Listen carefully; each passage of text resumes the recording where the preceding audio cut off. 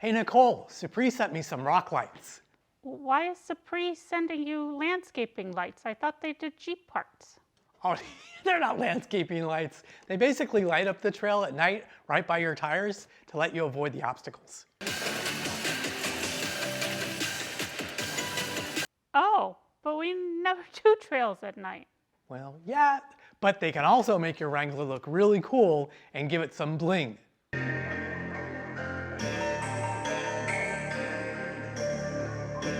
Yes, bling please. I'm on it. Hi, my name's Daryl, and as you could tell from the intro, there's a couple of ways of using rock lights. The first way is probably how you should use them, which is to light up the trail at night. And the idea is to get as much light on the areas that the ground comes into contact with your tires so you can see any sort of rocks there and just kind of light up that whole area, both on your front tires and your rear tires. Now I'm going to use them, I don't do any trail running at night, so I'm just going to use them to kind of make my Wrangler look cool if I go to, when we go to the Jeep events at night. So that's primarily what I'm going to use it for. Now, depending on how you're going to use the lights, you're actually going to install the lights in different locations. So I'm going to cover that before I move to the install, but let's first talk about the Suparee lights. So really it comes in this relatively kind of small package, and it comes with either a 6-pack of lights or an 8-pack of lights, depending on what you need.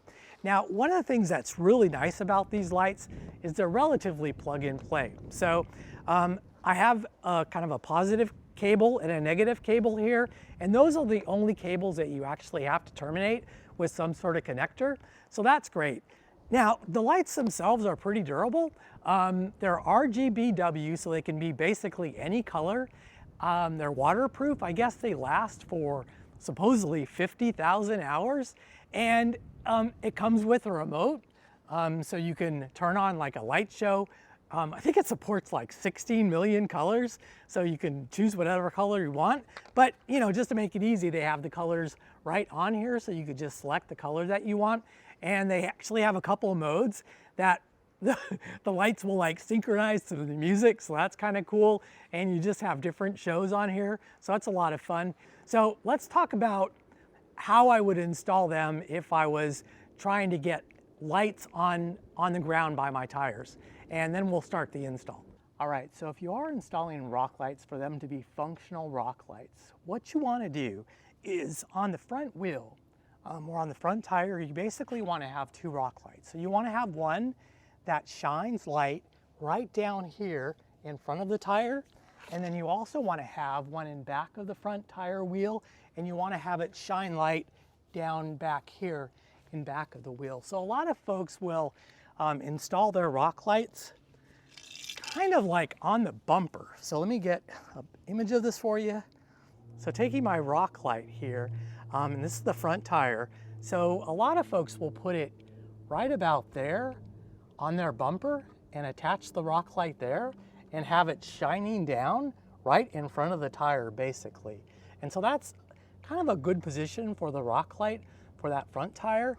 And then for the back tire, I often see folks putting it somewhere on the frame. So you might want to put the rock light, you could probably actually put the rock light right there on the frame if you wanted to.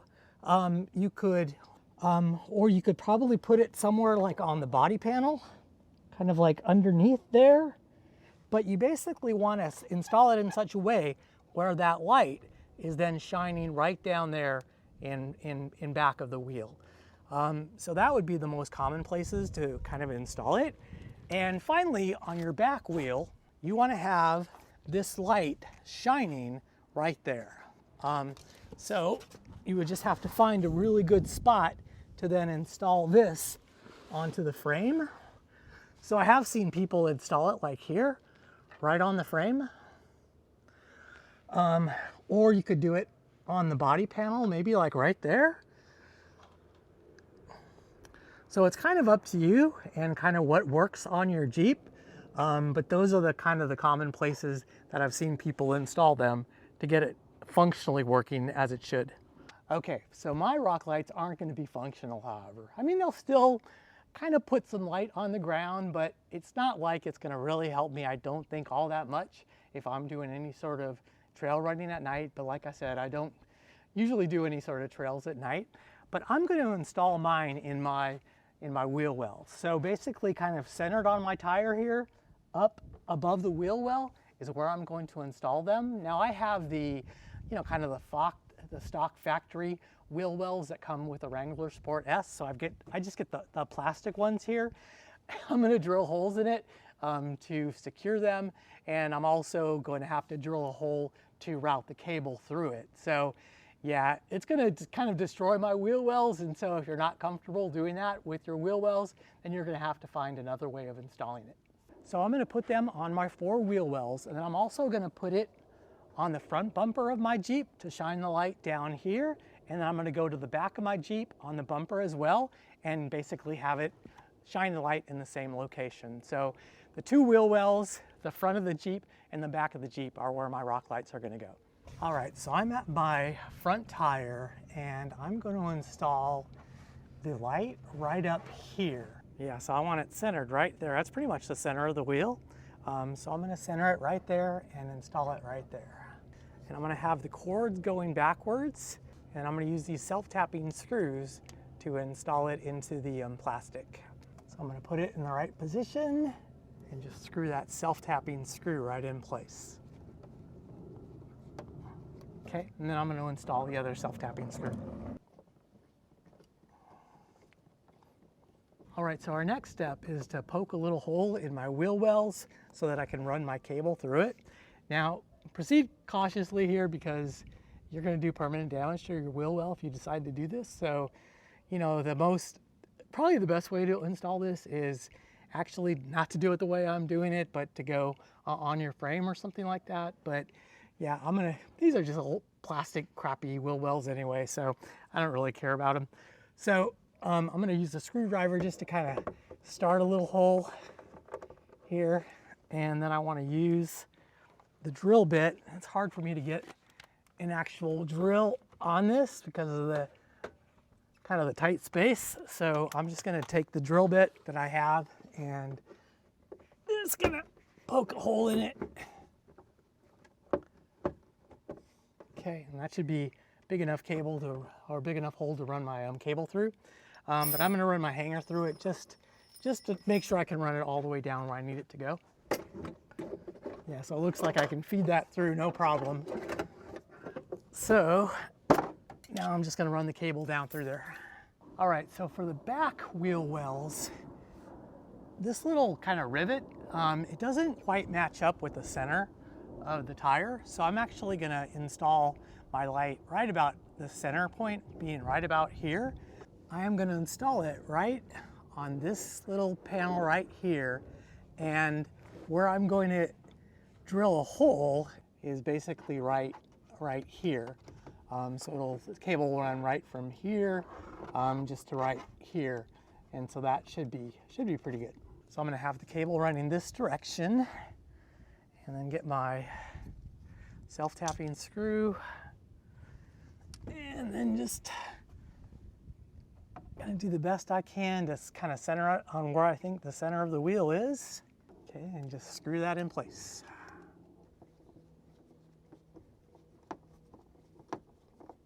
Okay, and then get my other self-tapping screw.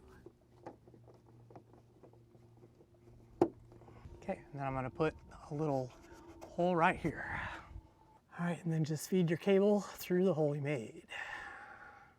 All right, so it just got super windy in Las Vegas, so I'm going to do the rest of the install inside of the garage, or outside of the garage, but kind of protected from the wind. So I really would want to install my rock lights on the rear bumper right here. But if you see, I've got a tow hitch in the way, and so if I put my rock light right here, it's going to shine right on the tow hitch, so that's not ideal. So what I'm going to do instead is I'm going to install my rock lights just underneath the bumper right here. So let me show you what that looks like. So you can see I got my tie wrap around my bumper, and that's actually where my chains go. So I've got enough room there, no problem. And I just installed it basically right under here, right underneath the bumper, and got my zip ties just going around it. So I think that's gonna work fine. And then my cable is basically running right here. So this is my 7-pin wiring for my tow hitch. And I'm just kind of following that back a little bit and then running it down over on the side. So I am going to show the tidying up process just a little bit later, but now let's go to the front bumper. We basically want it centered right on the license plate right here, and then right under the front bumper. We have this nice location right here. So this is what I was originally thinking about installing it, but the problem is if I install it right there, you're going to kind of see everything hanging there. And also, if you noticed, it's at a little bit of an angle, so it's angled a little bit this direction. So I think what I'm going to do instead is I've got this really nice space right here, and these lights actually fit nicely in this space, so I can just push it in, and then I will use some self-tapping screws to go into the plastic, and I think that's going to work really good. And I also popped out this plastic clip, and this is where my wiring is going to run as well. So I think this is going to be a really good spot. All right, so I'm going to push the wiring in here. And then this point right here is pretty much the center. And then I'm just going to kind of just push this in, and well, we should be good. To finish this up, what I need is a couple of self-tapping screws right here that are a little bit longer than the ones I have. And I think that's going to work out just perfectly.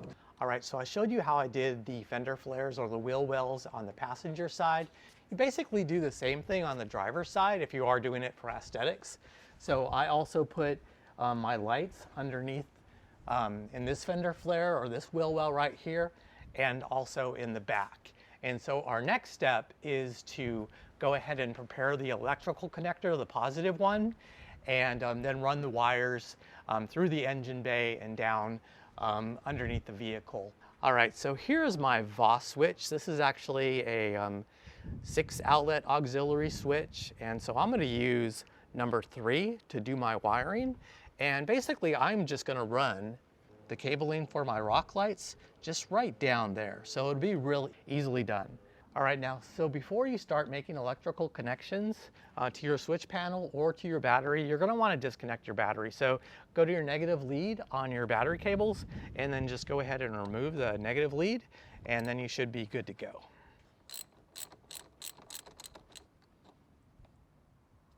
All right, so our next step is to terminate the wires. So I already did the negative cable, and that's going to go right here to this ground. And here's the positive cable, and this is going to go into our switch. So I'd already mentioned that I use these electrical connectors, and they actually have the heat shrink on them, so it makes it really easy to do. And so what I'm going to do is take this positive cable and put it into my crimping tool. Okay, and then I'm just going to feed the wire into the crimp tool, and then just crimp it down.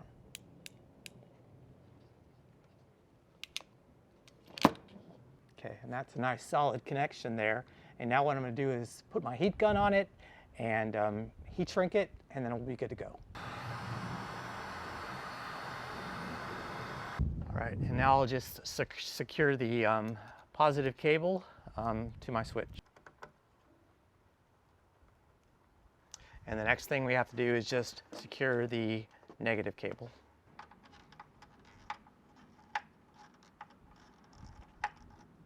All right, so for our next step, we're going to take the wires that connect to the lights, and then we're going to run them down in the engine bay, and then below, and then run it to basically each of the lights. So I have 6 of these, and I have 6 lights.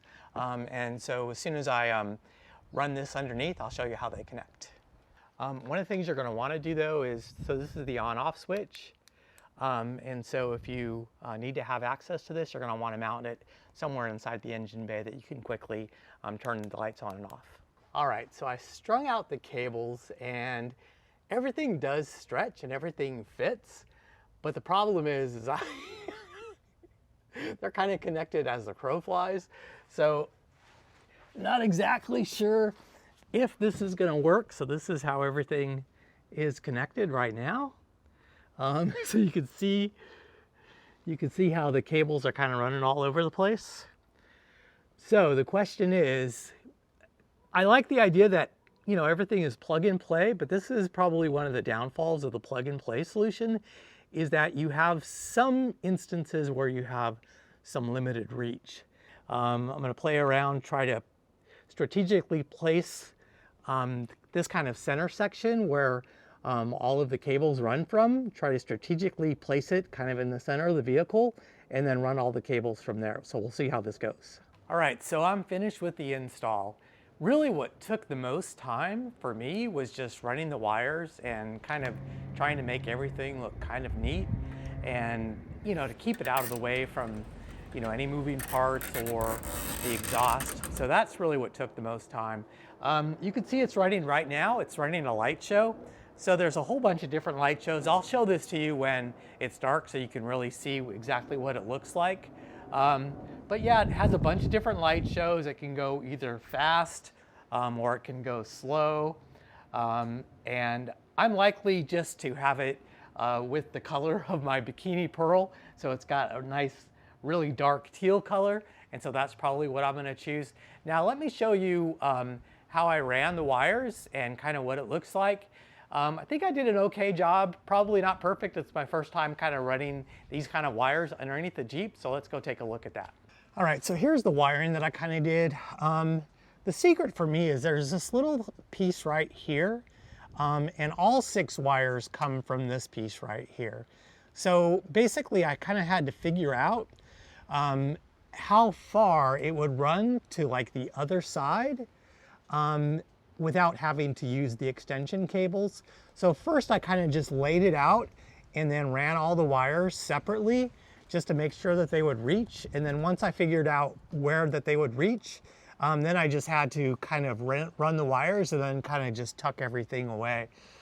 So, you know, I basically zip tied this so it won't move. I ran the wires that run to the other side, the other 2 wheel wells. So I kind of ran it under this skid plate or rock rail or whatever you want to call this thing. So I ran the wires through there and then they connect. And the other wires kind of run along the frame there. And you can see I kind of zip tied everything down and then ran it back. And then a couple wires then run over this direction to the front of the front wheel well over here, and also to the bumper. And so overall, I mean, there's not a whole lot of wires kind of real noticeable. And so I think, you know, I'm pretty happy with what I did here. So, but it is what took the most time. Now, as soon as it gets dark, I'll go ahead and show kind of what it looks like in the dark, and then we can just wrap it up from there.